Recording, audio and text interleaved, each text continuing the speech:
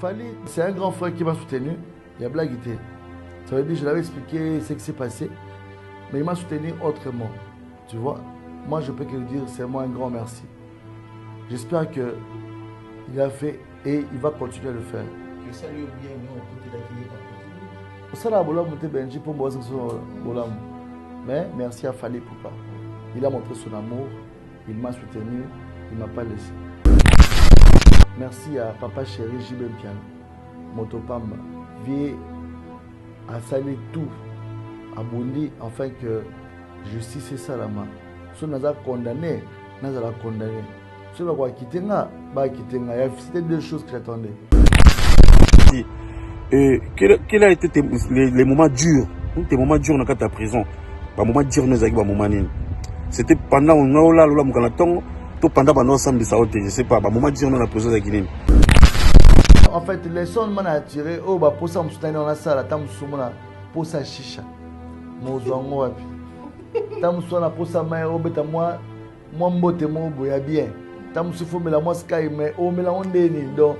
Tu as une place moto na que mais tu bien en messe faut ta comme est-ce que comme poko takuna faut ba kondi balia ti ba te comme na o matiri kolo pour no melaka bière au ba tam sou bière ya mbangu ba pilo 30 minutes bon tu la nous montre moment dur et puis deuxième chose c'est qui un mot boy au tali ba les fantômes bazate souci.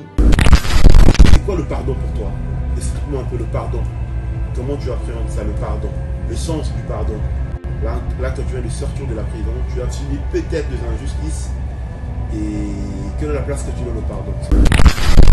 Je pense qu'on est chrétien, le pardon est une force qui libère. Je préfère ne pas que ça m'a dans ma baie. Ma mère m'a appris une chose, la vie de grands hommes, dans les cas de la prison. L'artiste, il est retourné à la prison, après prison, a gagné procès, a comme une célébrité à ma casse. Parce que les gens ne sont pas bêtes, ils comprennent que moto va causer un problème. Bon, Aza est l'oroté, Aza est l'oroté, mais pourquoi pas qu'il y a un problème? C'est qu'il y a un l'oroté. Alors je vais devant cette caméra demander à tout le monde qu'on puisse savoir pardonner les uns et les autres. C'est très important. Moi je pense que la meilleure des solutions aujourd'hui, il y a Rotia qui monte les autres. Parce que Moutana n'a bien, ça n'a bien. Au passage, on m'a bien habité. On doit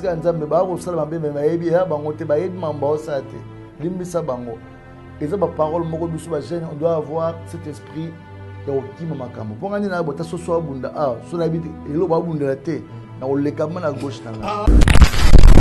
mais le problème c'est quoi? Moi personnellement je ne sais pas, mais ce que moi je peux dire, oh il est qui? Il est qui? Namuta salaki nawa salaki te pour ça de la libanda te le roi na libanda pour n'engager des victoires de la repère sous mon chance te mais je n'accuse personne, je dis que c'est personne ou quelqu'un, mais si la personne qui m'a fait du mal regarde cette vidéo, qu'il sache qu'il n'a pas à faire avec moi seul. Avant de faire quelqu'un du mal ou bien avant de comploter contre quelqu'un, regarde aussi les gens qui sont à côté de lui.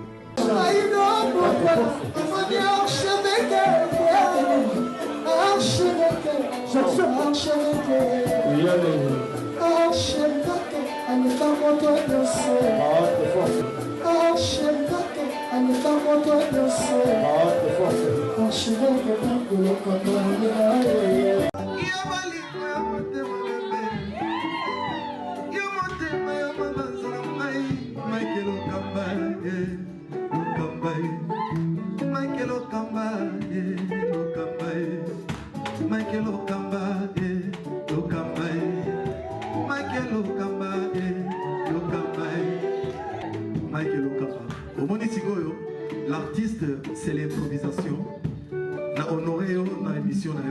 Africa Elengi TV, votre chaîne, l'incontournable, la star des chaînes.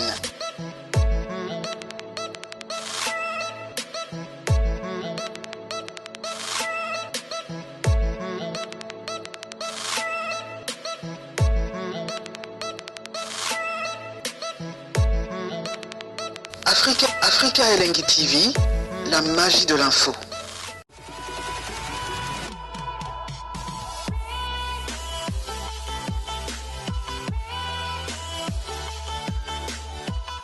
Merci à vous. Bonsoir. Un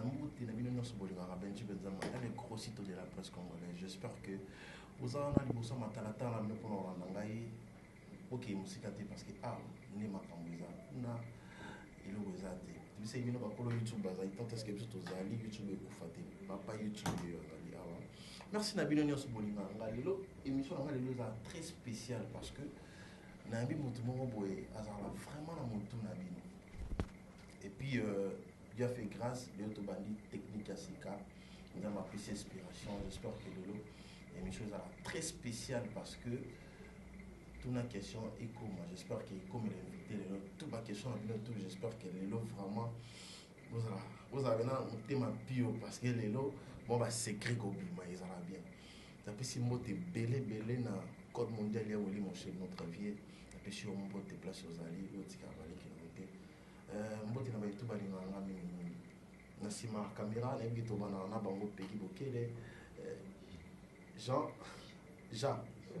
Richard pe accompagner nga lelo to sali na système mongo lelo faut qu'elle ngi to zapi pour l'exemple des invités na nga au côté na plateau ça très spécial. J'espère que Richard a bino tellement bien na ba plaisir na ba palais. Papa Berry, Benji de Benji. Ouais, bonsoir. Ça va mon frère? Boni. Non, ça va. Oui, là, spécialement en fait, et ça a un grand plaisir, Moko. Ouais. Et ça a tellement bien invité. Mais bien, on va lancer là-bas, merci. Non, merci Lanza, mais surtout Nayope, parce que Ruta Langa tina prison, au Kotaki Matina ba pavillon, au Zaki Nangaï, au conseiller Kinga, au Solisa Kinga, au Lendi Sakinga, Ti et l'eau Salarango. En fait, je pense que parmi bateaux, vraiment, on a monté Malanga au marqué cet amour. Tu figures dans la liste. Aussi longtemps, tant d'autres. Moi, je n'ai jamais été ingrat dans la vie. Je reconnais le bienfait de gens. C'est seulement ce qu'on dit. Un bienfait n'a jamais été oublié. Parmi mes frères aujourd'hui, si je peux compter aux frères, Benji Azali, Mike Lokambazali, donc Moura de la presse. Aujourd'hui, bateau qui vraiment pour que bazala toujours à ta visite et à te faufiler ma côté ba mon ande la balance quand on a les boulots donc pour nanga c'était un grand plaisir mais Dieu est grand c'est que balobango toujours la vérité triomphe toujours peu importe la durée de la nuit le soleil apparaîtra et voilà le soleil est apparu la vérité est têtue la vérité est arrivée après 6 mois de mensonges après 6 mois de patience après 6 mois de l'humiliation. Mais moi, Nzambe, yemo kutu yesu ba humilia ba kata bilama ba tika bolombo. Donc bon, on a moto Nzamba keli. Ça veut dire je tiens à vous dire que à la peine à la plateau na biso dans la présenté. À la plateau na biso, ça m'a tellement plaisir. J'ai envie de me quel est ton secret dis-moi alors? Quel est ton secret? Tu as fait quoi pour Batouba Balingobo? Non, en fait, merci pour la question, c'est très important. Au moins na vie de ronangai sala bolamu na parfaite na pe na berre na ngame na ebi respect à mutu na ko sala mabe mo be mo tala ke mutu mabe asata mususu ala toxique mais mabe o bafundela ki ngai ya viol je sais pas na vie na ngane na za boina musala o nzamba pesanga na ebi te soki vraiment mutu a DJ ana makambu na ye a pe na ma relation na ye a pe na baso amonaka na baso to monara na baso balukaka biso ça dit muta kangara moi c'est na makasi ya mutu moko makelela bato ba mais sérieux muta kelela o akelela mais viol les akati soka ni mutu na makasi kasi osko bakangela nga wana bafunda ki nga soit disaki na kanga ki mona batamuke na makasi ozomona mais en réalité na makasi na biso moko to ko se défendre était on a laissé la justice faire son travail peu importe la procédure que la justice a fait le travail. Mais enfin, je suis acquitté. Être acquitté, ça veut dire je suis nettoyé, lavé de toutes les accusations qui ont été faites sur moi. Ça veut dire calomnie, médisance, soi-disant viol, faux viol, lokuta, marambo salamate. Voilà, il y a un moment qui va continuer que non. Monsieur Boka Manoïl Linga Cédric mérite d'être dehors. Donc, il y a un moment qui va quitter en bonne et due forme. Il y a liberté provisoire, il y a grâce présidentielle, il y a vraiment acquittement. Ouais. na swana na bato moko swana na bato moko a mutu no kateli 7 ans obike na la bien toujours ezalaka kutu 7 ans ba fa bakatane 15 ans ou 20 ans parce que crime ya viol ezabandaka à partir ya 20 ans 25 ans 30 ans mata ça dépend acte opposé et comme atina ba 40 ans donc mais ceux qui n'a pas acte wana s'il y avait de preuves et tous ceux qui ont été accusés sur moi mais ero ndekonangai to solaté ero nazaka kuna suite nanga pe dossier banité parce que toi contre ba acte wana mabe mais je pense que tout ce qui nous arrive est bien dans le mal comme dans le bien na toujours na garda qui positivité mo boyke malgré nous ce comme linga malgré nous soit accusé contre nga mais na yebi dangi lo moté morale conscience état d'esprit nanga na toujours positif que nzamba obimisanga na place parce que na yebi lo roté donc c'est un peu ça on doit continuer toujours moral wana ya roli kaka mpiko mabondeli contact ba voka bazo bunda bazo expliquer ba fait ba réalité jusqu'à ce que misu balobi yo osaki pe ki tetu ba voka ba biso ndima kaka bon attends sala ki non sala ki monter ndima yango comme ça biso to singa terrain net mo na famille on to solo là tout dédommagé bon là tout pico na moment mususu pe na yebi ke ezai ba osengo ofutaka alarme mo pona yebi ke to sala 2 jours mo to ya to soka ka libanda to zelo bima voilà on a sala 2 jours na yaka oui oui na yelobi na obenga avocat lo bana kuna fo futa mbo na parquet po bima tant so yebi singa pe frère zonga lobi kaka to na bima lobi et pe sous lobby Benji il y a un moment bandeke monsieur na sengo merci tu es vraiment parmi les frères au batika ngate même là où je suis je te dis la vérité c'est au fond de mon cœur pas parce que tu es là je dis ça à tout le monde tu vois donc tous à la gana bolingoté parce que toi libanda boy et après que non Benji dans un problème à moni Abdoul Azza et PC force c'est comme ça mais procédure judiciaire ils sont ennuyant mais c'est une procédure c'est trop ennuyant robaé mais bon il que papa on va au malelo mais et le romo ezangi tout ça n'est qu'au lango tout ça sous dans 2 semaines so calculer 4 fois 2 semaines ok derrière 2 mois papa monter mes souki donc okangi ba valise okangi biloko tout que na okende mais ok je te jure pour craquer mais et le que maintenant motivé nga toujours c'est que au cours de la prison, ça va 10 ans, 15 ans, 20 ans, à vivre. Venez à Jijika. La PC va monter. Bon, peut-être ou pas. Mais il y a un moto va vivre Jijika. Quand même, va vivre ok, ngai. De temps à autre, net si les lois avant la émission, on a qu'une sous prison les lots. Il y a un il y a mon moto quand ah nous sommes voyage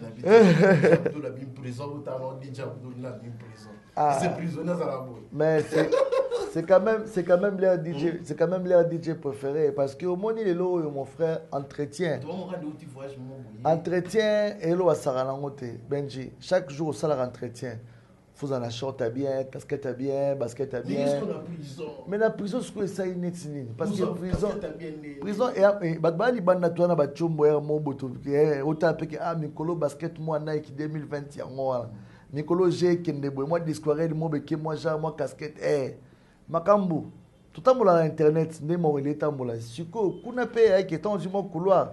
Badba aussi la batinde kuna wana keno Abdoulaye pantalon mo toboka au souffrir. Mais la maille, on y a vungulé. Mais il y a battu là ibongo. Mais nzamba sungi depuis na kota tina bimina yebi go vungulé ndeza raté. Je voyais ça parce que la bande qu'on a besoin musu ba lire ngo o ba leki o ngana leki ba opene logoté ezaka ke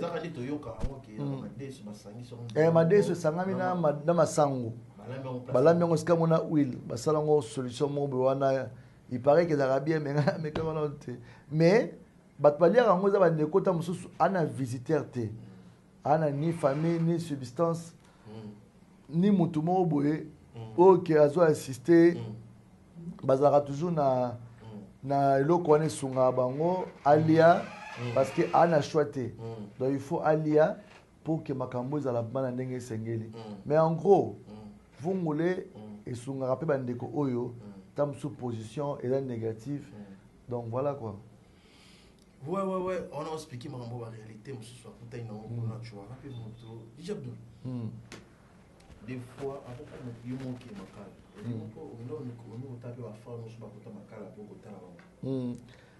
bon, pour faire la ma cale, la moto, la fiston ça. Dans bosso la gena makala ninde ko nina ni la fiston ça tabakanga celle visite na kenda ya ngwana mo makala grand monde et ko taka pe jour ngo ça ipi ba wakate suki et la jour de osamba ya suka fara bimba et ça la pe que non pas bi lelo pe na osamba ya suka soit ba condamner soit la bimé mais non ko ina yipé ka mamba viol au moins le viol na Congo comme nango lo mo boya ba ger mais toi ko encourager violer ça existe, il y a des gens qui sont méchants qui font ces actes là mais Koko c'est la moto combo ya viol au bombi et les qui n'a pas si moto bombi moto mais batbaye ba elo moko ata moto a bombi moto alors on a droit à tout une question moko mais pourquoi tu as tué cette personne? Ah, j'ai tué ce gars parce qu'il est ingrat, je l'ai fait du bien, il m'a fait du mal, il a pris ma femme, vous comprenez? Il y a on a une arme moko quand les gars ngai na barré ben un crime passionnel au lingai moto mingi bolingwa ce boti kanda au barré moto et ande moto na moto sali moto lo ta bomie moni il y a des choses différentes baba moto wana to ko apprendre dans un niveau à présent donc ça ba école ispe maele il y a comprendre que et loko na sala ngoya mo bonzo ka ndeza infraction et puis sous maele na ekenge bi ke loko su ba kutinga na loko et ya maman infraction donc yango moni makala eza otoyo karaté na kati pesa na grand monde toi na ba continue biso na kati toi appelle ba chef na biso donc chaque département il y a un chef nango pavillon na pavillon pesa na mokonzi nango donc soko yesika o appelle ba konzo o mona o ba gérer bino bon ko blayer ndez arrêté te ba pangusa ko pepa badal et ça existe oui ba sala sko biloko wana na ba pavillon mo bo ma ya c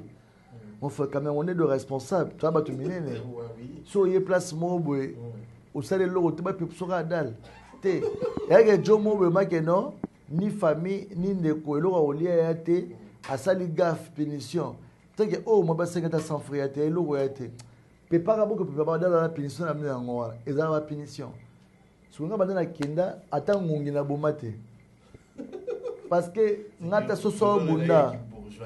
Ça veut dire que la chambre comme ça. J'ai ramené ma petite télé, bâtiment à rideau, moi mais ça canapé tout. Mon papa voyait au talabo, nous passer la journée ensemble.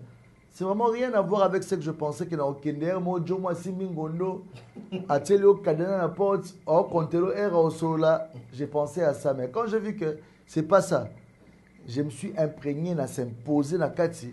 Nabité na van je me suis demandé monter mais suka kanda ba DJ ba sa ba live libanda ba live moi bien té ba sa ba live moi visibilité moi na place dans na micro quoi ah oui sorry faut comprendre que tu en direct c'est les aléas du direct donc pour nanga na ba na signé na beta mo live mo wata yinda nango yinda na beta live pe pesa makambo yinda en fait tout le monde a tina orchestre oui.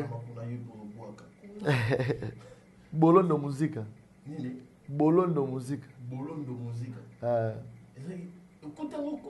tes ara depuis que les orchestres mo ara depuis que la Mexico tant on appelle na ki na lwa deti orchestre mo évolue ba vie mo kala Mexico ba kangi pe jeune mo pe jeune ngo pe ape musicien ape grand DJ ape na makambo na kata prison sangode keke bakangi DJ mo DJ Abdullah kuna na ye ba yambanga pe bien ah DJ yo poza ingénieur soit moi soko régler son mo loko na régler pe son micro check yemba ah daima dit avec King Kester ba baganga oh daima dit molari na yembeli onzembo oyo lari ezali saliteya yebisama sobombelinga nga nayoki mpe mingi bazali kokebisanga soki yokoboya mabe oyo eza na kati ya motema na yo eyebi kaka yo na bete lo kwa ba gang après la kela ngo mibale Siko ba ina nzala nonga boloko na libanda olingi wapi libanda kindumba na libalo poni nini libala ils arrivent à que bah ouais basi bi ba ya attention plus non ouais c'est impossible père on crée scandale ya basi ba na pavillon neuf ba gérer makanda wa kuna siko ba mbali ba na avantage que basi parce que moi si soit ça ba visiteur ba zo talae tant moi pas deux personnes ça peut arriver, moi ça rose à Zemi, et on va me belé. Mais, dans la logiquement parlant, bah, si bah très protégé dans la prison qui est Mibale. Monsieur Mibale, ta copine peut te voir, vous revoir, vous passer journée.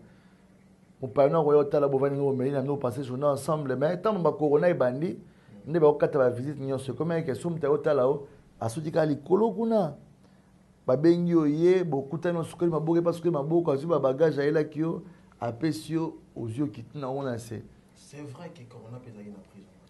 Bon, tu sais comme en prison à Calais, tu vois, on a une information qu'ils ont la commune boye. Parce que moi, Marambolo est sur la Corona, ce Corona vraiment écouté en prison. Mon frère, il y a un scandale parce que vous avez confiné à Libéla, vous avez confiné avant confinement. Et puis conditions sanitaires, aux hommes, biso moi pas fait tourner au Vanda. C'est quoi habiter au pavillon 1? Quelle différence y a-t-il entre un pavillon 1 et un pavillon 5 ou pavillon 6? Alors, il y a pavillon 1 et un pavillon condi, pavillon responsable. Bon, moi, prisonnier, le roi va prisonnier, mais bien en paradis. Au paradis. Parce que quand est-ce que vous avez un vrai boulot qu'on dit à donc, c'est dans ce sens-là. DJ Abdul, c'est pas bien posé dans 120 commandements. Ça, il a 25. Voilà. Nous avons seulement porté pour exemple. Nous avons DJ Abdul, question. Est-ce que loi wana kaka 120 commandements, les akaka? Il y a 120 commandements. 120 commandements, oui, ça. On a la loi. On a takuna. Ça, il a 25. Ah, mais en tout cas, vraiment, sincèrement, je dis la vérité. En termes de loi, je n'ai pas la maîtrise sur ça. Mais, c'est que je sais que, et c'est quand ils sont bâtis, pour ça, ordre. Donc, sûrement, il y a des normes, parce que, on a ébi, c'est la convention, on va s'engager dans le bureau 4, au faut pour la décoya, détikala. Masanga, bangi, moi si, na téléphone. Est-ce que, en tant que chef, au beau savoir au la idéologie na ba lota bureau 4 bon pour la bureau mi balé etikala entre moi si noa téléphone na masanga ba ya ba raisonner moi si et puis mo pe chombe ko kota parce que faut sola na ba famille na biso faut sola pe na banani ba yanke musu habité noa nous, ba la éperdument au contraire, ba comme suko boma na suna nga danger parce que contrôle les athètes toi ba na ba kanda vie a rosa muninga ne photo mo pas comme ça mabe to ba longo liquid donc so ba zio na bank ba zio de loro bo un problème prison mais na kati ya prison ba punition pe cellule nous na nga kati donc elle cause une double infraction ba repéter sous 45 jours voisin na on ba mpuku moi gaya. Je te jure. Bah, 45 jours, on va nier au kakaba, puis bah, voisin là. Bah, reçoit à tout moment. Donc, yo mode au kotibo, ou à santé, mon condika na jour moko. Dans ce cas, prison avec un moral, être fort, moraliser, temporiser les choses, les restes. Ouais, déjà, il y a un invité à aller. J'espère que tu décortiquer pour comprendre que, et là, on a sous notamment au cas où on a commis PPMB, on a découvert et PCP, Makanisi, Égypte. Et j'ai demandé au côté de prison, bon, nous m'ont bimi, boy.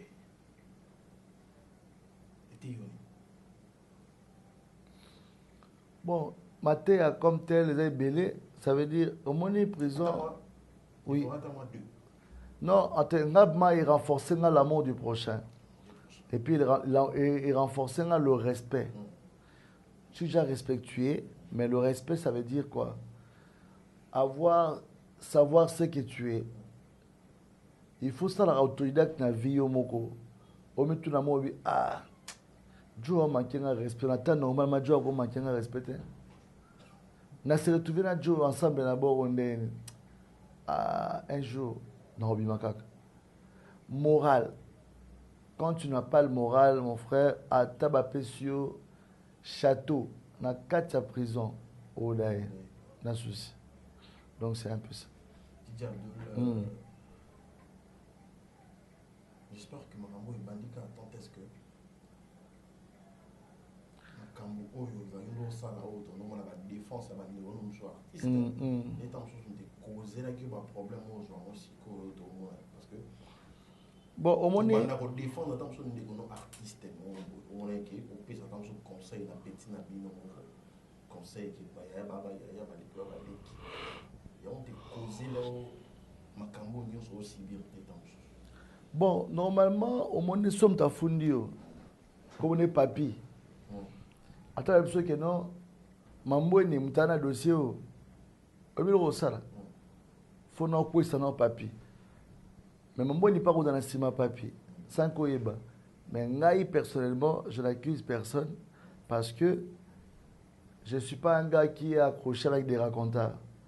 Mais il n'y a pas jamais de fumée sans feu.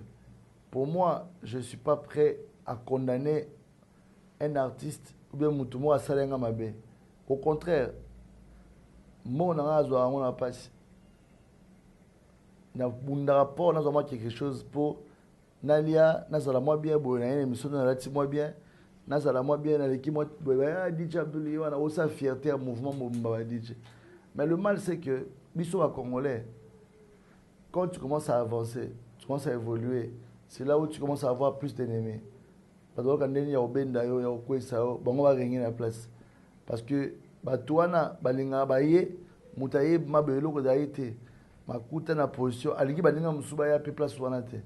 Parce que il faut récupérer le Kemba na vie. Tu vois ce que je veux dire? Donc c'est pour te dire que moi, je dis merci à Dieu, parce qu'il a permis que cela s'arrive. Donc voilà, c'est des moments vraiment inoubliables. Un moment où vous avez un artiste musicien. Je vais visiter un artiste musicien. Dans la prison, il y a vite mon corps. Dans mon acquis, le perc. Ta poche, le perc. Le perc, ta poche, tu as un bon. En fait, le perc, vraiment, il y a les percs, il y a les bossous, vraiment, Jafrose. Jafrose. Ngoma, voilà. Azalaki. L'équipe Anakel, journaliste, l'équipe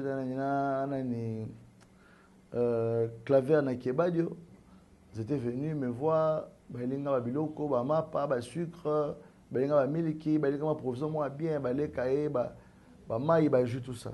Ils touchaient un fort. À part, musicien, bon. La Fali, les Tchou, la Fali, Pierre Fali, Nathan, vous avez la prison. Fali, mais c'est un grand frère qui m'a soutenu. Il y a blague. Ça veut dire que je l'avais expliqué ce qui s'est passé, mais il m'a soutenu autrement.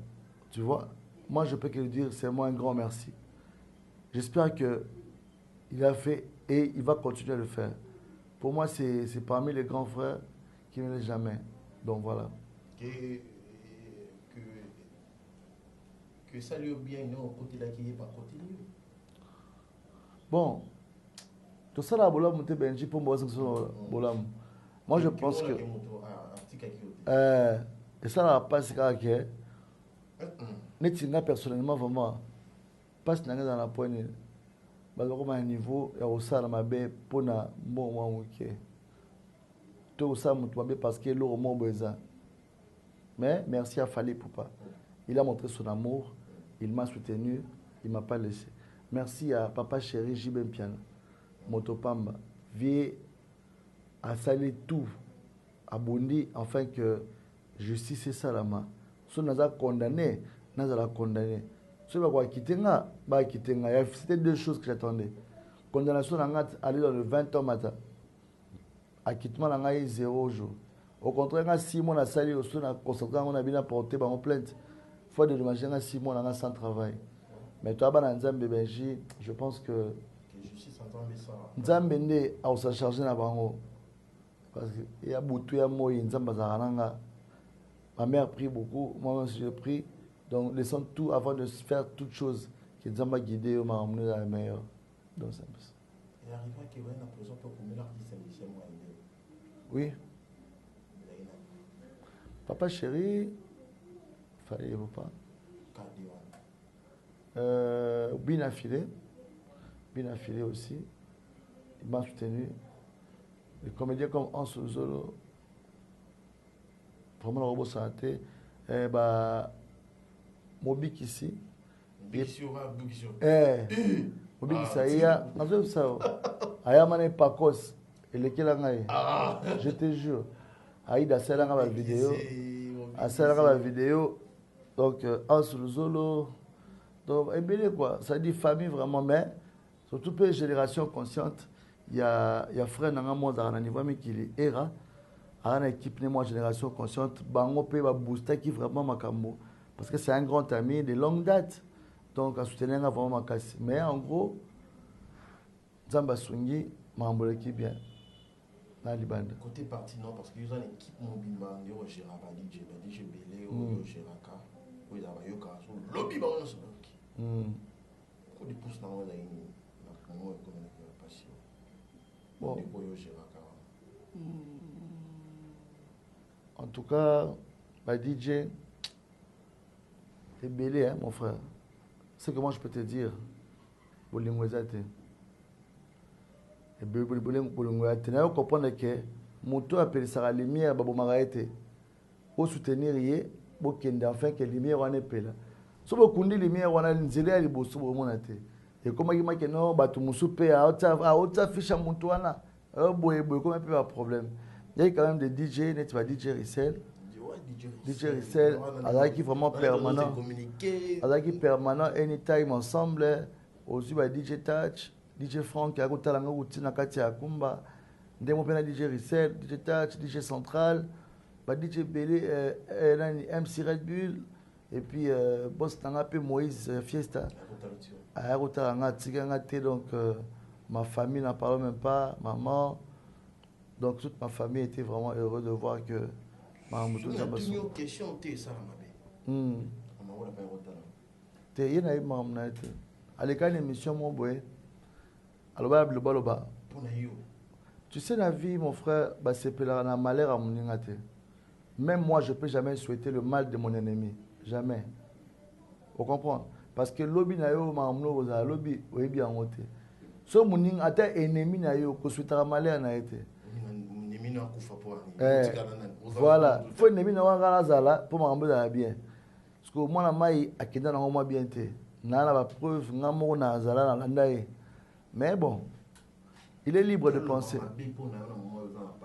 En tout cas la minute au kutuko les gars besoin la honte était mon frère et puis tant comme là yo mo comprendre ah nga batiki nga siko point parce que o amte mabe donc moi pour moi non ça moi témoignage moi dit beaucoup fait là c'est 19 chichi ouais tombe la téléphone pour nous benga c'est ça mon cher, c'est pour te dire que la paix éducation la place to utaka ba famille nengo kolela. Parce que ngai na ebi valeur ami, na ebi valeur ennemi. Vous comprenez? Parce que tout temps antique, que ba valeur, ça c'est un ami. Mais ce qui guerre polémique mo loyal, ça passe. Ce qui polémique mo ko liwa mutu, okutana nzambe na ye. Parce que biso tout ba kuna so mutu place mo. Bon, na parfaité, na za problème mutu mais depuis ma mère salami, d'ailleurs comprendre sous ma casse qu'il faut comme surprise de Kenge parce que il y a beaucoup de gens au balinganga tenir à vivre.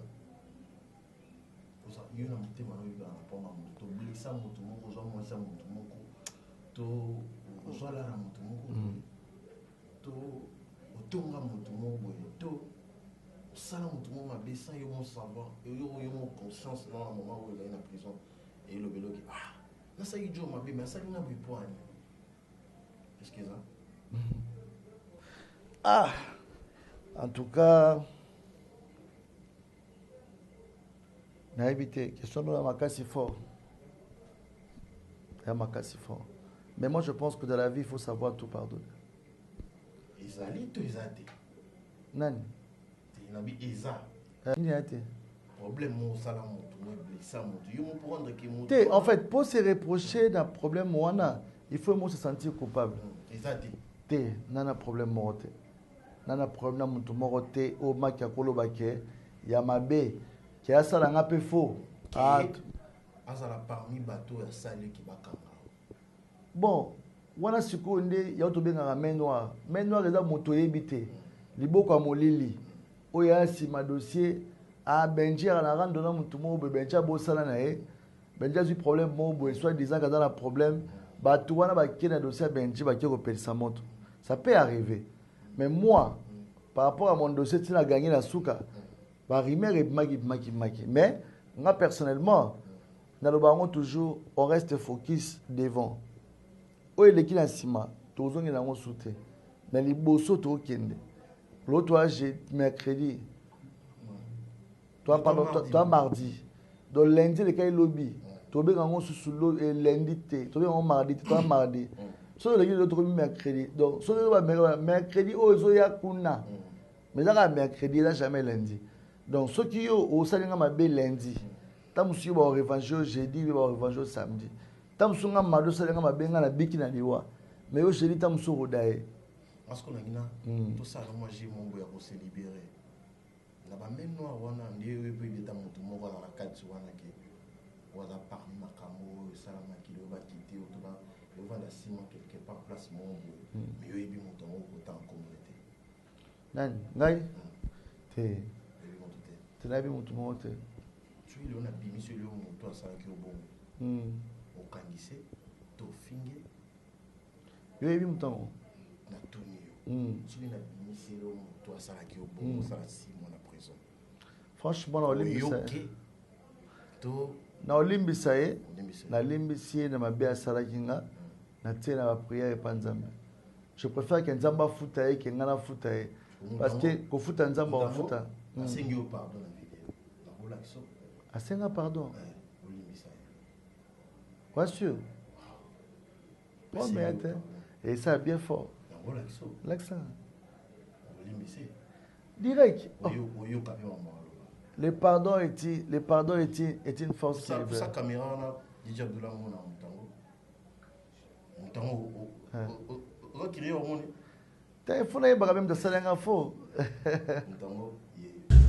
Bonjour, bonjour à tout le monde. Bonjour mon frère DJ Abdul. Je remercie le Seigneur d'avoir vu dehors par rapport à tout ce qui s'est passé. Gloire à Dieu. C'était la prière de tous. Et je viens en ce moment te poser 2 questions. Quel est l'aperçu que tu as maintenant de l'homme? Là où tu viens de sortir de la prison, quel est l'aperçu que tu as de l'homme congolais? Tu étais en dehors de la prison, tu étais dans la prison, et là tu es en dehors de la prison. Tu appréhendes comment l'aperçu de l'humain congolais? La deuxième question, je dirais, c'est quoi le pardon pour toi? Explique-moi un peu le pardon. Comment tu appréhendes ça, le pardon? Le sens du pardon.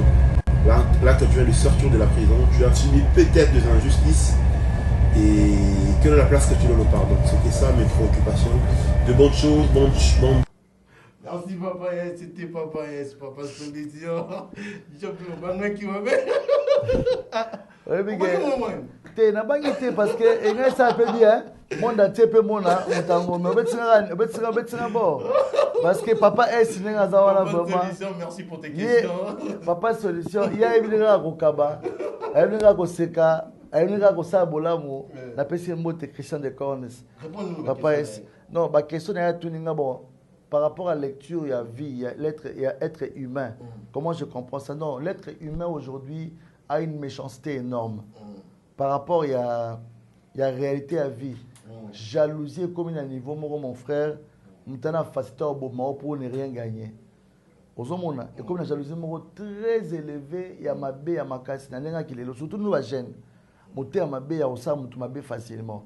Mais tout le monde doit comprendre que tout le monde doit photo au Congo, et ça monter ma bé, nanzala.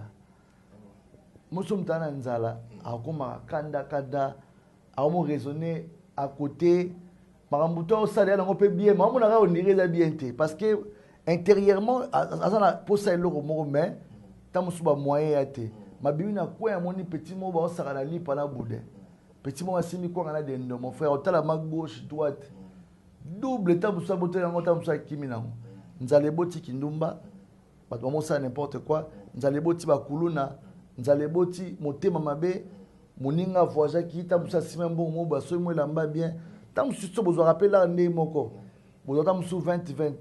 Il y a préférable parce que dans le projet, vous avez un voyage. Mais il y a 20 ans, au créé notre sous body na mois kitoko. Mais il y a abîmé sa tête au minanzela mais beauté les jalousies mais bien tout voyez dans 20-20. Donc l'être humain a une méchanceté interne et qui peut te faire du mal pour rien. Par rapport à pardon, je pense qu'on est chrétien, le pardon est une force qui libère. Moi, personnellement, je préfère ne pas que ça m'a bien dans ma baie. Ma mère m'a appris une chose. Papa, la vie de grands hommes, les cas en prison, la plupart. Tout le monde a Mandela, à Bimbaboé, après injustice, à comment tout le monde. Ma vie est belle, elle est en prison, à Bimbi, pas comme premier ministre. Ma vie est belle, elle est en prison, mais pas à souffrir, tant à Bimbi, pas comme tout le monde. Artiste, elle est en prison, après prison. À gagner procès, comme une célébrité à ma casse. Parce que les gens ne sont pas bêtes. Ils comprennent que moto va causer un problème. Bon, Aza est l'oroté. Aza est l'oroté. Mais pourquoi il y a un problème? C'est qu'il y a un loro. Alors je vais devant cette caméra demander à tout le monde qu'on puisse savoir pardonner les uns et les autres. C'est très important. Nasepela Fabregas, depuis qu'en tant qu'ami, en tant qu'un frère, en tant qu'un collègue, mais il a toujours un message au-delà de tout. Moi, je pense que la meilleure des solutions aujourd'hui, il y a Rotia qui monte dans d'autres. Parce que Moutadana est bien, Zana est bien. Au passage, ma bé a habité. Jusqu'à un zambé, bah, au salam, ma bé, mais il y a bangote, bah, il m'a embassé. Limbisa bango. Et ça, ma parole, on doit avoir cet esprit.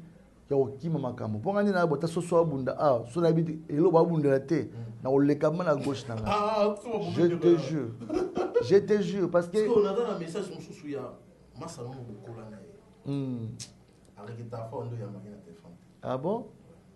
Ça non, c'est faux na yamba batna téléphone. Makina chimbo ticha sala.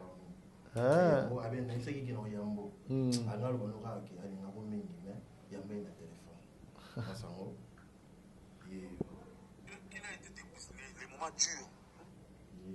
Sali Papa Berry, DJ Abdul.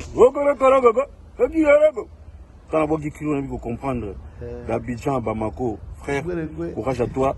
J'ai des petites questions à te poser vite fait. La première, celle-ci. Quel a été les moments durs, tes moments durs dans ta prison? Les moments durs dans ta prison. C'était pendant je sais pas, moment durs dans la prison de Guinée. Et deuxième question, c'est les sons nini oyozi na prison, étant un artiste surtout, pendant le moment où on a et puis les bandes que vous na corona, pandémie, les sons nini tués, et peut-être qu'on a appelé conseil pour na biso ba oyo, tout tambola sou bien ming na mokili, peut-être ba banga sou makam. Merci à toi, courage frère, et merci à tous les DJ, surtout DJ Rissel qui t'a beaucoup soutenu, ça je te l'ai dit. Et puis Benji Benzema, on est ensemble à Kitoko, c'est ambassade bourgeois mondialiste depuis Paris quoi. Papa Berry, tout à l'heure, tu as un qui quoi. Merci à toi, c'est un frère. Voilà que c'est. Ambazi, c'est un frère. Non, je faisais ça. D'accord, Ambazi, vraiment, c'est un frère. La Pessi Bambo de Skaza, le mondialiste, le prince Hassel. Le prince Hassel. Oh, mais Prince Hassel, il est des Prince Hassel. Oh, au moins, que ce qui a terminé à Mobutu Azakoto, le Prince Hassel, soldat à blague, donc, n'a pas pété. N'a pas pété, non, en fait, les sons m'ont attiré. Oh, bah, pour ça, on se dans la salle, pour sa chicha. Mozwango, Tamsona, pour sa mère, moi, mbote, moi, boya bien. Tamsufo, mais la moi, sky, mais oh, mais la onde, donc. Tu as une place maintenant que tu es en messe. Faut ta comme est-ce que comme pourquoi ta kuna faut ba kondi balia tiba tie comme na o matiri kolo pour nous menaga bière. Au bâtiment sous bière ya mbangu ba pilo 30 minutes. Bon, tu as montre. Ah, moment dur, non? Moment dur. Et puis, deuxième chose, c'est qu'il y a un mot. Tu as dit, les fans, tu as des soucis. On a mis ça dans sakana bana. On a dimanche. On a zoa bana.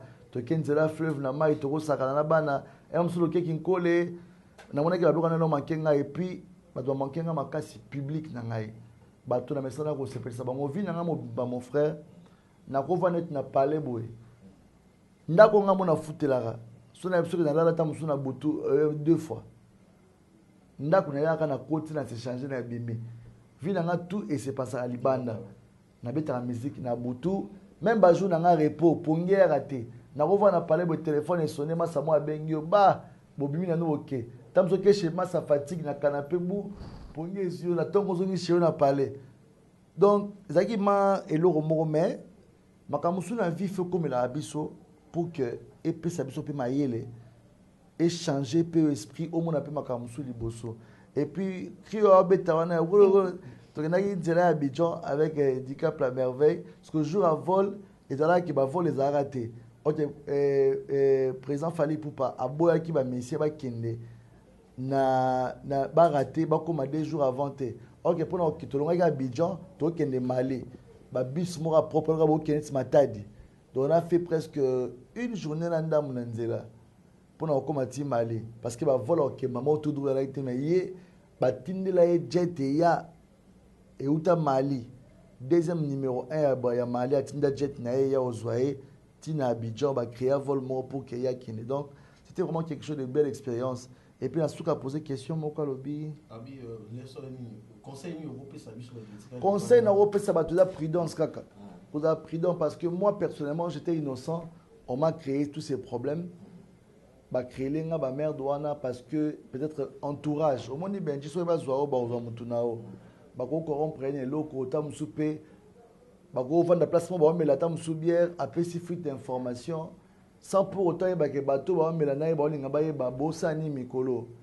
Il y a eu des gens qui ont dit que dans un gimbon on a Frissel.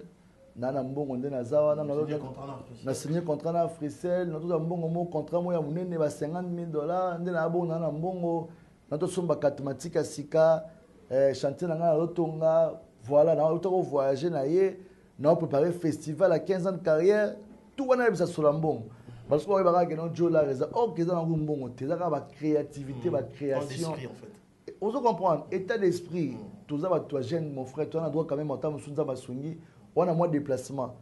Et bon, on a déplacement. On a droit à moi qui chinga chez eux en tant que responsable. Attendez qu'on nous a la quittité. Attendez qu'on nous a la moquette à Pamba. Mais là, chez eux, on a valeur le monto avant de chez Bango. On a un temps normal. On est responsable d'une autre manière. Donc, pour nous, on peut s'accabager des conseils. Et surtout, si on a une relation, on est vraiment bien été. Une relation par occasion, il faut être très prudent. Donc voilà, on a aussi un gamin personnellement. Milieu n'a tout arabe majeur. Nazala jamais n'a milieu. 23e dimension. Oui. Et bimi mais normalement on est dans la prison.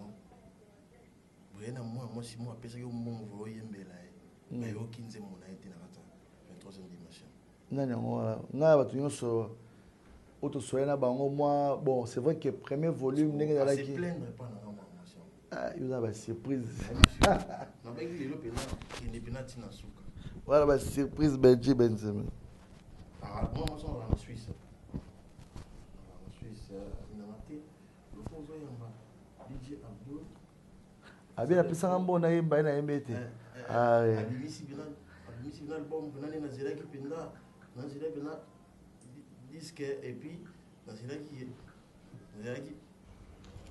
Bonjour les gens, les abonnés de l'Afrique Lengui. Bonjour Benji.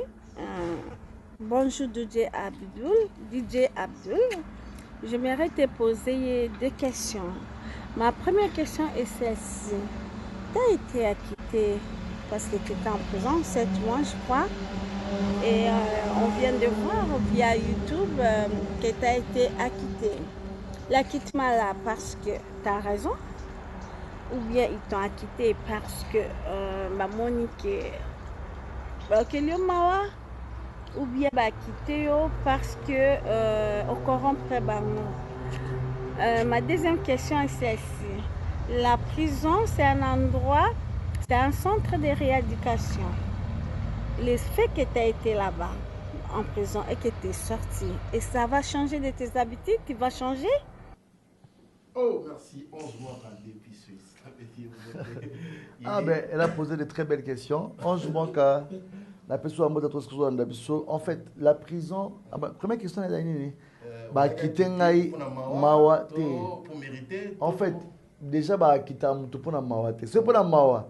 Mais bah, quand même, ngati benga ba kilanga mawa ke na DJ na sepel sa bango. Parce que makamba fundela kingai, fallait ba vérifier ngo. Bah, quitter nga parce que naza d'abord naza innocent. Et puis deuxièmement parce que na gagné procès. Ça veut dire na procès na tribunal au fundi mutu. Oye, abeta nga le kofi, ezaki wapi, le kofi ngo zaki awa koto na lisu. Ba vérifier lisu, batali lisu oh. Mais lisu ata musapi na lisu batate. Ata ko chrétien lisu ba chrétien mais nini muto ba kanga le kofi. Puissance le kofi da rama ke non mutu foma azu a vimbi tonini. Nde omona ke ba fundi mutu na fait moko boy o eza réalité. Après ce qu'au procédure judiciaire, ils aura tellement de temps. Ça peut te prendre 1 an, 6 mois. Vous avez présumé.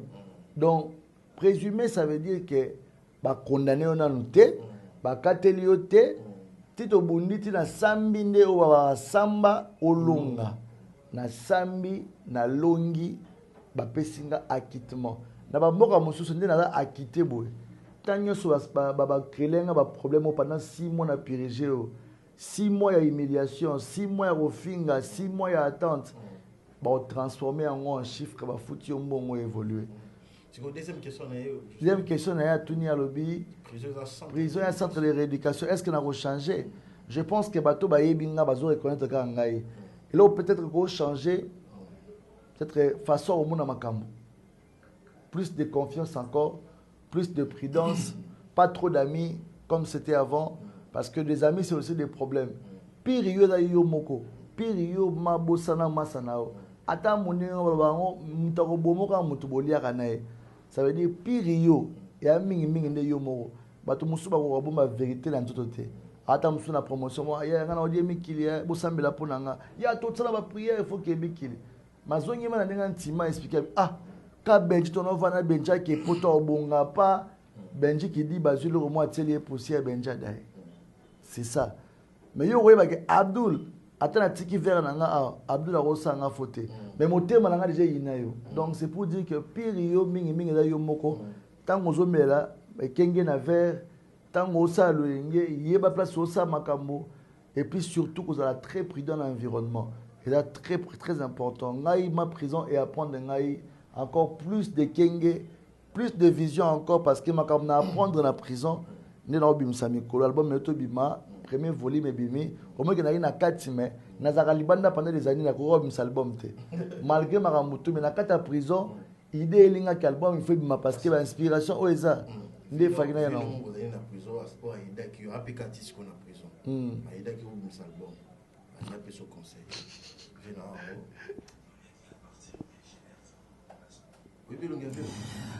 Ouais, bonjour plateau, bonjour Benji à toi aussi.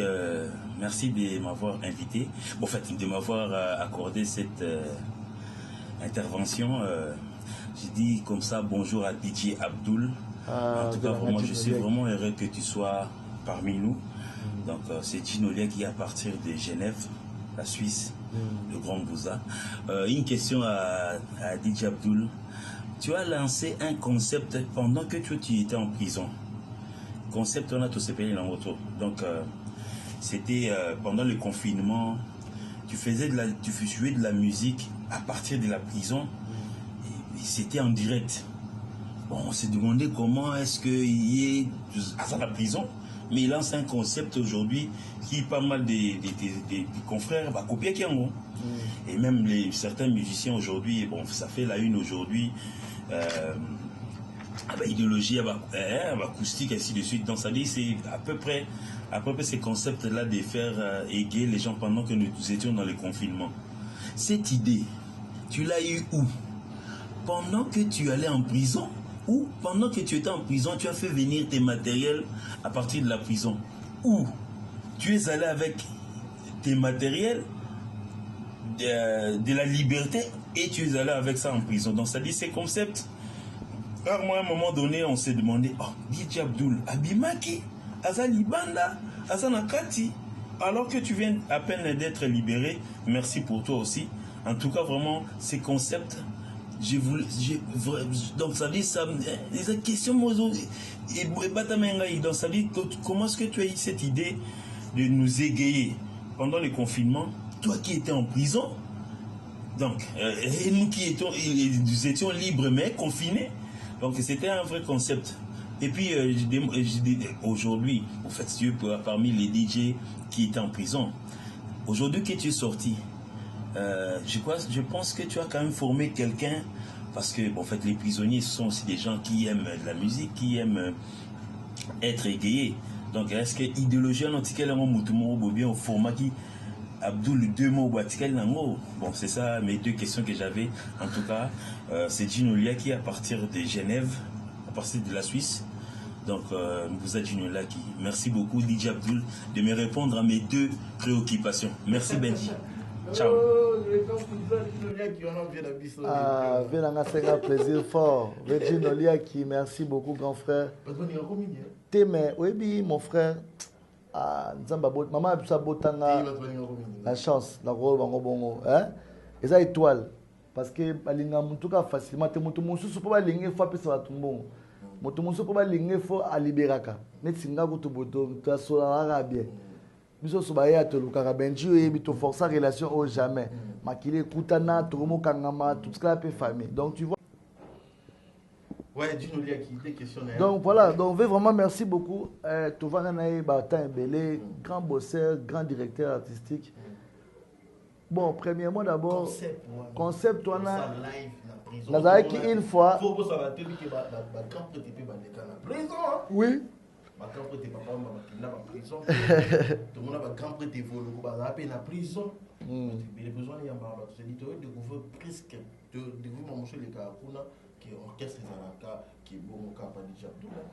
Non mais franchement, pour nous d'abord, évidemment, moi, ils allaient à la prison au mois de janvier. Ils allaient évidemment, moi, le 16 et le 17 janvier. Il y a fait la libération. Il y a un directeur qui est non matériel et il y a un prisonnier comme dans Nakati. Le 27 décembre, le 3 janvier. C'est que 2 semaines après, il y a évidemment, moi, ils allaient poser la musique.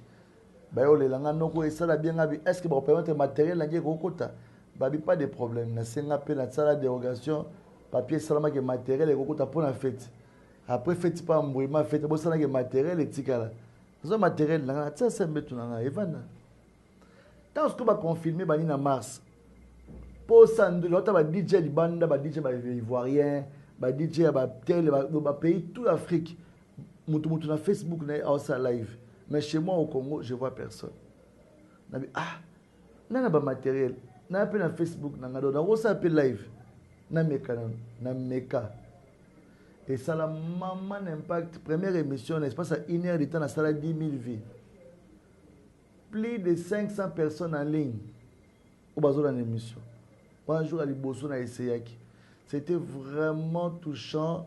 Batumusu watuna abimi makala azana makala est-ce que azana makala est-ce que zaye est-ce que donc ça veut dire batu bagi na confusion totale parce que au moins il va créer et le saka batu. Alors moi personnellement je dirais que aujourd'hui boulot parce que ma mission peu la mission la partie de cette mission la simano après ça bon qui mais oui, je vis en fait, je vis ça na Bénin, na DJ Mona et Béninois. On a aussi la live na Facebook parce que on a payé mon téléphone et mon là on paye les bandes pour on a marqué oui mais image qui maté. Faut toujours la positive au bosser. C'est comme ça que j'ai pu travailler. Mais ça qui peut esprit na mekiango mais je remplir mais tellement que elora oyiba ambamo oyiba tsiki. Ngasko tellement que na ki ba ki pe na pété. Na ko oyiba timu ko ba okangangati. Ba kanyinga siko ba kanyinga na ba matériel, ba zuba matériel tout ba confisquer yango par rapport que ça interdit il y a DJ na kati ya prison bien mutu na tamakala au ça la live Facebook tout ça. Deuxième question il y a Deuxième question, tu as des questions. Deuxième question. A posé question, moi, à Soukawana, tout dit. Ceux qui ont formé DJ Moko. Oui. Ceux qui ont formé. Bon, en fait, moi, je suis dans la salle bloc. Je suis dans voisin, je suis mobile, là, puis musique fort. Je suis jeune. Je suis chef, je suis pavillon. Il y a une sélection, house fort, air morceau, tibre pas. Au télé, moi, des chansons à téléphone. Moi, 3 titres, ticket lié, ce que vous avez dit, Kawana. Tant que vous avez un live, vous avez un ticket lié. Oh, vous avez un temps normal, il y a un côté sentiment doulé. Na ticket là, Bablo répète tout après, tu as sapé, puis bien, il y a Makambo, il y a après confinement. Donc, mais vraiment, c'était pas facile. Le frère, il était vraiment un peu influencé. Tout le monde pas mon appel à la TV, la star mon la TV, a été condamné comme toi, présumé lui condamné. Bovandi, ti, comme il y a un souk à filmer. Il faut nous comme moyen. C'est un mot de Kenya. Un message pour ça. Bonjour à tous. Bonjour Benji, Benjamin. Bonjour DJ Abdul. C'est de la part de Audrey Guilico, autrement dit Power Trash. Benji, on a besoin de poser DJ Abdul quelques questions concernant Ndenga outil prison à Makala. Parce que tout le monde est autobima. Bah, on a besoin de yeba. Toyoki trop, toyoki trop. Yemoko aza présent, on a sepeli, n'a profité d'occasion, émission. DJ Abdul, tu peux me dire pourquoi Bakanga Kyo, premièrement, pour biso Toyoka Kiawake, soit disons violaki, Tozo Yebate. Des fois, quand on va le possible que bête innocent, tu vois, et en gros, tu as besoin d'éclaircir biso, ce que ça viole, tout ça qui a un problème au linga que bête innocent. So, il y a quelque chose à la réponse. Donc, ça la biso bien quoi, pour tous les langues. Merci beaucoup. Depuis Kenya, depuis Kenya, je te salue. Déjà vu le présent. Non, en fait, normalement. Sa question est encore quoi encore? Elle a dit Ayoki trop. Est-ce que ils ont pour bêta qui au nom de bêta innocent?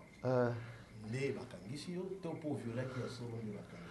Non, déjà, elle a répondu dans tout le monde tout à l'heure que non, je n'ai jamais violé et je violerai jamais dans ma vie. Parce que laquelle est la moi cité, laquelle a appelé moi cité. Donc déjà, Naam Tanzala ba cité. Donc Naam Tanzala ba cité. Naam Tanzala cité. Voilà, on a répété 1000 fois. Mais le problème, c'est quoi?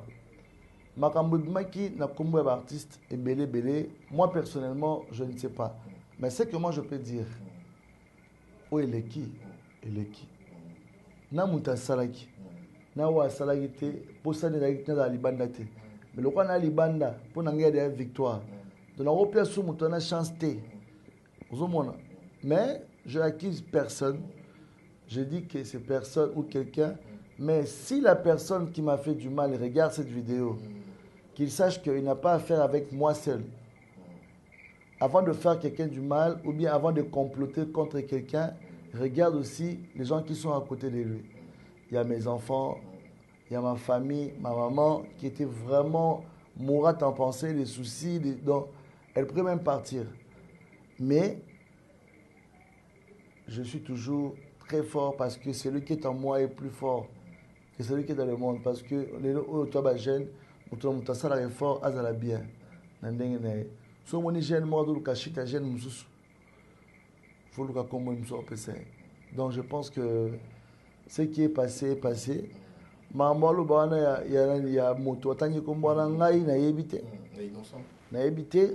moi je pense que on est des Congolais, chacun de nous doit apporter sa touche dans ce qu'il fait. Il est superstar à son coin. Il a star à coin.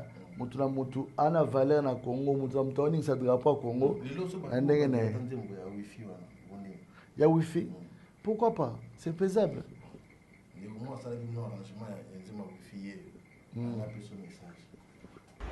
Salut la famille, moi c'est DJ Regen depuis Turquie, Istanbul, Afro Club. Benji Benzema, bon, ça a des questions pour tout na DJ Abdul. DJ Abdul question nanga liboso ezali boye pesa biso raison ya emprisonnement na yo toyeba. Deuxième question nanga ezali boye DJ Abdul, quels sont tes projets réalisés depuis que okoma DJ Abdul? Na sali deux questions ya kotuna yo. DJ Abdul, t'aime beaucoup DJ du peuple, force à toi DJ du peuple, DJ Abdul. DJ Regan Matudix. Ah, DJ Regan Matudix. DJ Regan Matudix, on est ensemble. Alobi nini, alobi. Si je et le poussabi projet Noël à Nini, depuis qu'on m'a dit à Nini. Ouais. Et puis il y a des bits, il y a carrément Noël à Nini. Non, je pense que tu veux bien rendre déjà. Bon, projet nanga munene o nga zalingara premier à part que DJ nano acteur na banda na monde théâtre na ozongi la pe ba scénette nanga bientôt. Bon, on va faire tomber en français lingala ya propre, bien réalisé, ba mini cinéma et puis producteur un jeune avis coproduire ba jeune talent, coproduire ba artiste ba talent plus qu'engai enfin que lobby produire ba DJ monsieur ya makasi ba leki DJ Abdul parce que bango faut pas là parce que ba venir à lobby. Je ne peux pas venir à lobby mais tout le temps l'équipe pas dans la force au PC makasi enfin que tout matabison ensemble. Donc projet nanga makasi ya moi ya on tout ça dit à connexion où la structure à DJ Abdul mais ils produire un peu DJ Abdul yemoko. Ba tout pas comme exemple que ngamoko nango album nanga produire nga na teba CD ti na makambo tout au kende moi-même. Ba studio makambo donc era ndio mususu senga keno ozawana ozo coacher artiste parce qu'il a produit na obolinga botek faut produire dans la norme façon yemba façon clip na façon c'est la promotion donc ay ba que un DJ est un artiste monene vraiment à ne pas négliger donc c'est ouais DJ Abdul a invité la personne tout le monde qui a déjà dans Souka album de Bini première partie on sent qu'ils ont déjà eu dans la prison ouais je crois dans la bim beaucoup de nabi maintenant parce que moyen de ça ba clip faut au moins 10 clips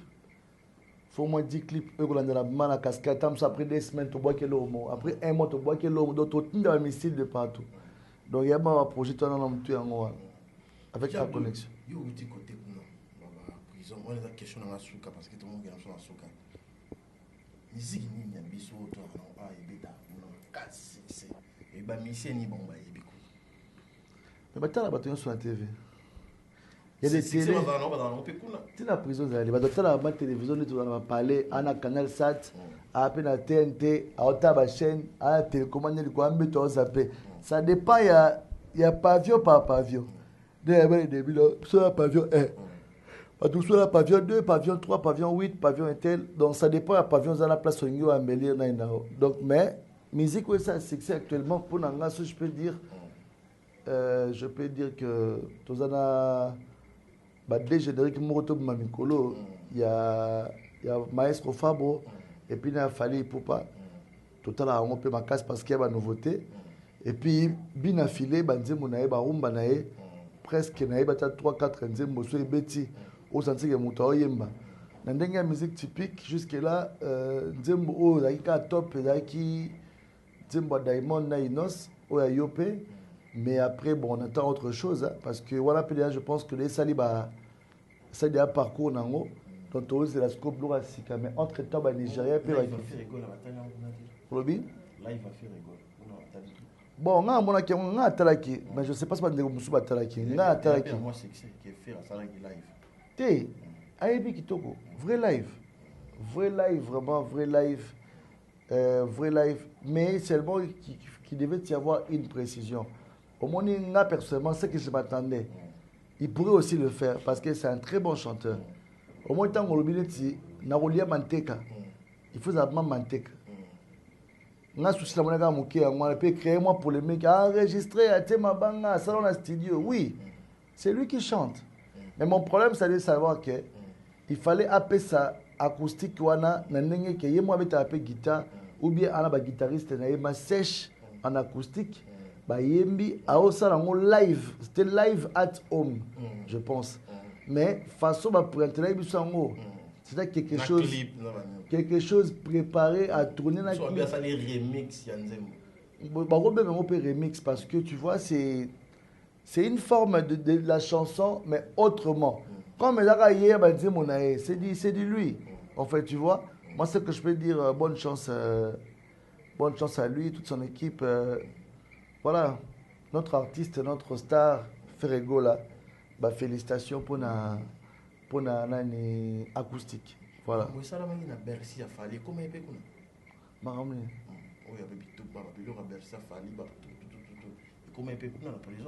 Oui, bien sûr, papa. Et là, avec l'internet, tu vas tout voir. Non, je suivais le live. Non, t'as pas master moi, t'as live. Non, t'as pas live. Nous laisser dérouler. Je suivais le tout. Félicitations. Merci beaucoup.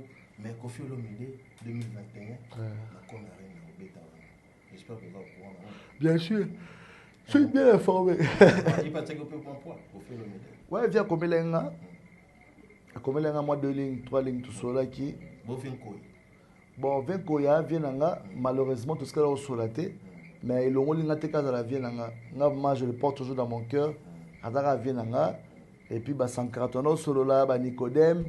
Mais vieillir moi personnellement, bien que l'on a au commun mot mais talara via la superstar, bah message est belé pour nous inviter à moi passer. Mais bah monsieur Moussuna comme là, bah on va répondre. Et puis ngai neti vient fali pour pas mon ami Fabregas, Maestro Fabregas, tu n'as pas de numéro n'était. Oh. Alors,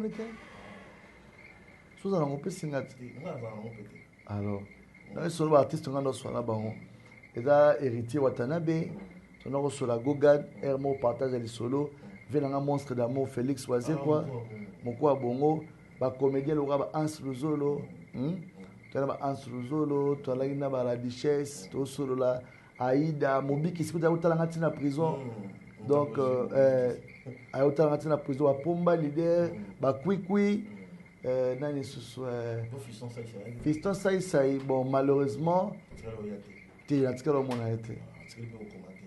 bon à qui informé dans ma rambe comme là une fois l'émission moi pas le blague en haut mais vraiment je pas eu le feedback total que je m'attendais en fait. C'est vraiment un frère bon peut-être bon occupation bah tournage non mais action tout pendant ça la mamba corona bah l'oura ça va don tout ça. Je regardais tout, je voyais. Il y a Willy Moucheni, Code Yamboka. En tout cas, vie à tes alliés. Aïe, bandé on sonne qui dit le téléphone. Aïe, bandé on le qui dit le téléphone. Donc, à qui m'appelle Aïe, marié moi, comme marié moi, WhatsApp moi. Donc, merci vraiment à Willy Moucheni, Code Yamboka. Et puis, il y a des boss. Lui, c'est le boss des boss. Eric Mandal. Eric Mandal, on appelle ça Univers Group, l'homme de parole. Sur la taille côté, on a le moyen. Tel Tendai Maboko Bank, TCT en marche, producteur à vie. Merci beaucoup pour tout, mon thème, maman Rachel Fouta. Merci pour tout. Et la robot santé, bah vient en belé, bah monsieur, bah n'y'a pas de comment on a monté, bah ça quand même moi, bah tout bah incognito et tout bah n'y'a pas moi cessé. Merci la Lubumbashi, la moni boy Junior Chizainga. Namoni Aimé Dollar, na Lubumbashi, namoni ba Patrick Baraka et Komaki, bandeko belé, faut va tsakinga poids. Enfin que ma ramène de la bien, surtout ma famille. Beaucoup de prières à toi, merci maman Philo, Bekindo. Merci à papa pour tout la Belgique, merci bandeko tout. Même batou moussa ça n'était pas ça marambo pour nanga. Donc pour moi je leur dis merci. Je leur porte au fond de mon cœur. Un bienfait n'a jamais été oublié. Narobo Sanate, DJ Rissel, merci pour tout. DJ Central, merci à celui qu'on appelle Bel Ami, Pasteur Jérémy à Next, manager à Next, vraiment Tskaingate. Mon boss Moïse Samnani, Poche Mozino, merci mon boss pour tout. Donc, tout DJ Abdul, gros bisous à toi, Q7 depuis Irlande. Donc, message à Moko, chaîne Nangasika, et ça à Connexion TV. Na YouTube à Connexion TV. Ceux qui vont s'abonner, bon, on va dire DJ Abdul la Sikatou Zawana. Mais c'est même tout banandi ce que vous avez la plateforme et téléchargement. Numéro de contact est plus 243 9 90 88 88 89. Plus 243 9 90 88 88 89.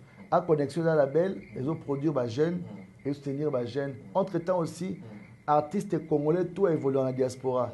On a posé la promotion bien. On a posé la bête, on a DJ Maya solo. On a posé la musique. Donc, contact Yangoana. Kende na Instagram, c'est DJ Abdul Bokams. C'est Kangama. DJABDUL Bokams. C'est sur Instagram. Allez me follow là-bas, ça me fera plaisir. Merci à tout mon staff à Connexion. Caleb Dinatale. Sans oublier toute ma famille, ma maman chérie, Janine Colombo, mes enfants. Je vous aime beaucoup. Donc, Calamité des confinements, album derrière moi, on a à Connexion TV, vous s'abonner.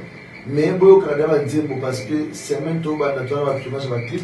Et puis week-end le vendredi, Benji, ça a plaisir dans le point de presse. Je serai aux Alawana parce que ils ont un GB, dans l'espace le petit resto. C'est un cadre très bien. Samedi, artiste n'est pas là, bah tu n'es pas les mois. Je vois les gens qui ont associé déjà un peu de gaz à l'air. On va tourner ma question à mi thème. On va plaisir aux habitants.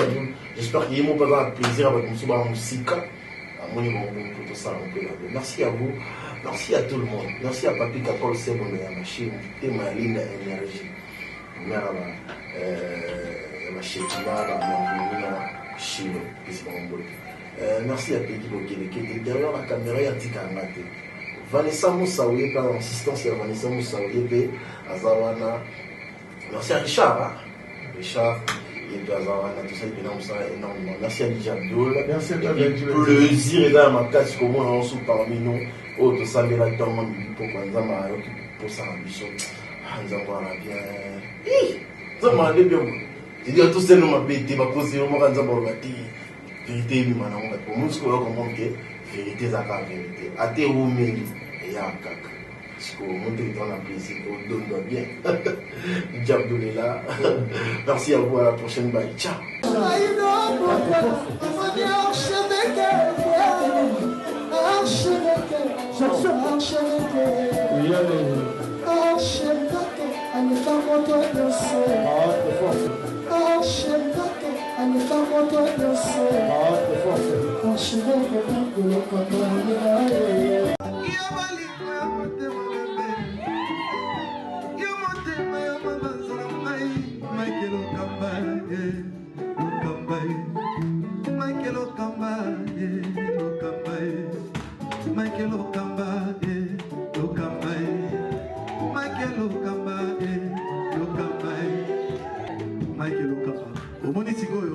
L'artiste, c'est l'improvisation. La honoré dans l'émission. Africa Elengi TV, votre chaîne, l'incontournable, la star des chaînes.